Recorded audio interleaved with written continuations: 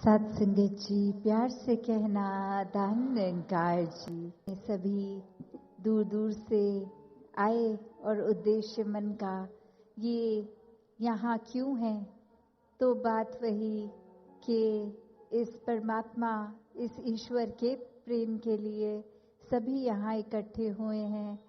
ये भक्ति को मजबूत करने के लिए हर कोई यहाँ इकट्ठे हुए हैं कि सत्संग में आके संतों की वाणी सुनेंगे, और वो सिर्फ कान तक ही, कान रस की तरह नहीं, एक वो जो भी आज कहा गया या युगों युगों से जो संतों ने समझाया कि मनुष्य को अपने जीवन में क्या अपनाना है और क्या छोड़ना है।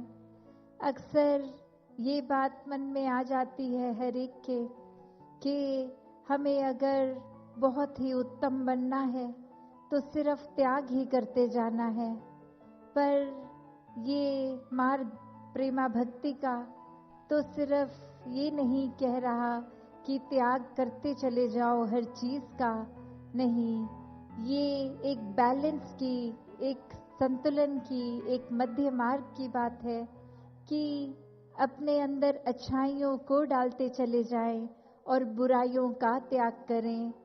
एक ऐसी चीज जो फायदेमंद है एक शरीर के लिए, एक स्पिरिचुअल ग्रोथ के लिए, उसको तो जितना ज्यादा हो सके अपनाएं, और जहाँ जो चीज ठीक नहीं है उसको छोड़ते चले जाएं, एक अपने आप को सुधारते चले जाएं।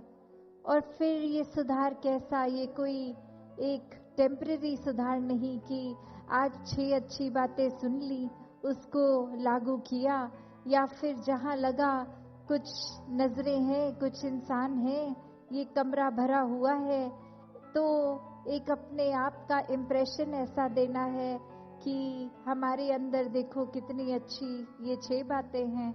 नहीं, ये तो अपने कैरेक्टर की बात है, ये अंदर से कैसे इंसान है, और ये कोई ऊपरी सिखाए हुए गुण नहीं। मानवीय गुणों की जहाँ बात होती है, ह्यूमन वैल्यूज, ये दैवीय गुण, ये इसलिए गुण है क्योंकि ये अंदर समाये हुए, ये कोई सीखे सिखाए ऊपरी नहीं, और ये अंदर किस तरह समाते हैं जो हर समय ये गुणों का प्रदर्शन होता रहे। तो बात वही, इस परमात्मा को पहले देखकर इससे प्यार करो, फिर ये प्यार हम स्वयं बन जाएंगे, एक एक मानवीय गुण हम स्वयं बन जाएंगे। और जब हम स्वयं बन गए तो फिर हमारे अंदर से क्या बाहर आएगा, फिर हमें ये फर्क नहीं पड़ेगा कि सामने वाला क्या बोल रहा है, क्या सोच रहा है हमारे बारे। नहीं, ये तो हमें पता है, अब हमारे चरित्र में ही प्यार है, एक मीठी वचन है, एक प्यार है, एक करुणा है हर एक के लिए, दिल में विशालता हर एक को अपनाने के लिए।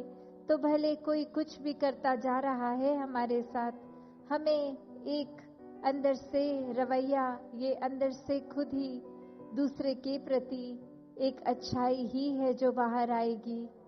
तो संतों ने कैसे हर समय ये अच्छाई को अपनाना सिखाया कि जीते जी जब तक ये मनुष्य का शरीर है, ये प्रभु परमात्मा को जान के हर समय इस परमात्मा के एहसास में रह के भक्ति करते जाओ, ताकि एक असली मनुष्य बन के जियो जब तक ये श्वासें हैं, और इसी जीवन के ये अंदर ही एक मोक्ष और मुक्ति के भी हकदार बनते हैं। ये साल्वेशन एक जीते जी भी हमें मिलती है, और ये श्वास खत्म होने के बाद भी, कि जो जीते जी ही इस परमात्मा में लीन हो गया वो तो उसी समय ही मुक्त हो गया, उसकी आत्मा की भटकन फिर समाप्त। ये एक बात जो हर कोई हमेशा से सुनता आया है कि ये शरीर ने एक दिन खत्म होना है, पर ये आत्मा तो आई परमात्मा से है और जाना भी परमात्मा में है। पर ये आत्मा शरीर बदल बदल के इतनी पीड़ित और अपने आप को ऐसे ही समझ लेती है कि ये शरीर है जो ही मेरा असली वजूद है। पर ये ही बात होती है कि असली एक जो अपनी पहचान है इस आत्मा की, तो ये निराकार, ये परमात्मा ही है।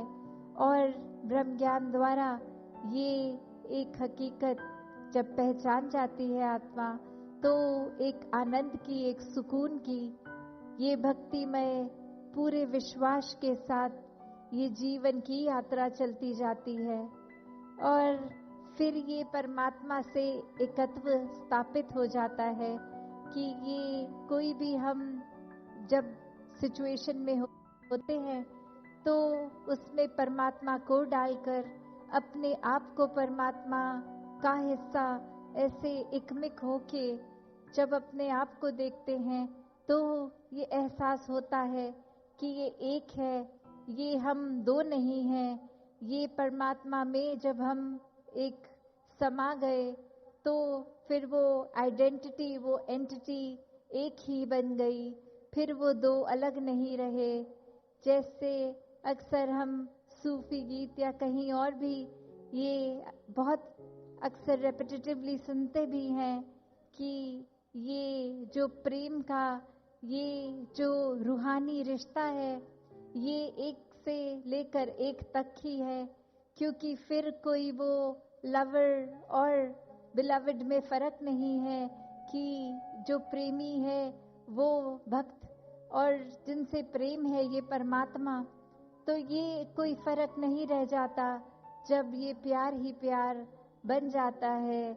तो यही एक मिक की जो बात है, वो एक कहानी भी सूफी हर एक ने सुनी होगी, बहुत ही ये फेमस कहानी कि कैसे एक बार एक इंसान किसी के पास जाता है और वो एक उनके शिष्य बनकर ही अपना जीवन गुजारने की उनसे रिक्वेस्ट करता है। और वो गुरु एक्सेप्ट करते हुए बात फिर कहते हैं कि जाओ मेरे लिए ये शहद की बोतल जो पड़ी है उधर वो लेके आओ। और वो शिष्य, उसकी आंखों में कोई प्रॉब्लम इस तरह होती है कि कभी कभी अचानक से उसको कोई भी चीज एक धुंधली सी दिखती है, दो दिखता है, वो एक नहीं, चाहे सामान वो एक आइटम एक ही है, फिर भी वो दो नजर आती हैं। और फिर वो शिष्य वापस आके पूछता है कि शहद की तो दो बोतलें पड़ी हैं, कौन सी लेके आनी है। और फिर गुरु जवाब देते हुए कहते हैं कि अगर दो दिख रही हैं तो एक तोड़ दो, जो बचेगी वो ले आना। और ये गुरु तो अच्छे से जानते हैं कि बोतल एक ही पड़ी थी। और जैसे ही वो शहद की बोतल तोड़ देता है व्यक्ति, और बहुत हैरानी से फिर पहुंचकर गुरु के पास कहते हैं कि मैंने एक ही बोतल तोड़ी थी पर दोनों की दोनों ही टूट गई हैं, दूसरी को तो मैंने छुआ भी नहीं, वो फिर भी टूट गई है। तो गुरु यही समझाते हैं कि स्पिरिचुअलिटी में, ये आध्यात्मिक मार्ग को अपनाना है तो यही सीखना पड़ेगा कि ये बात ही एक की है, ये एक ही है।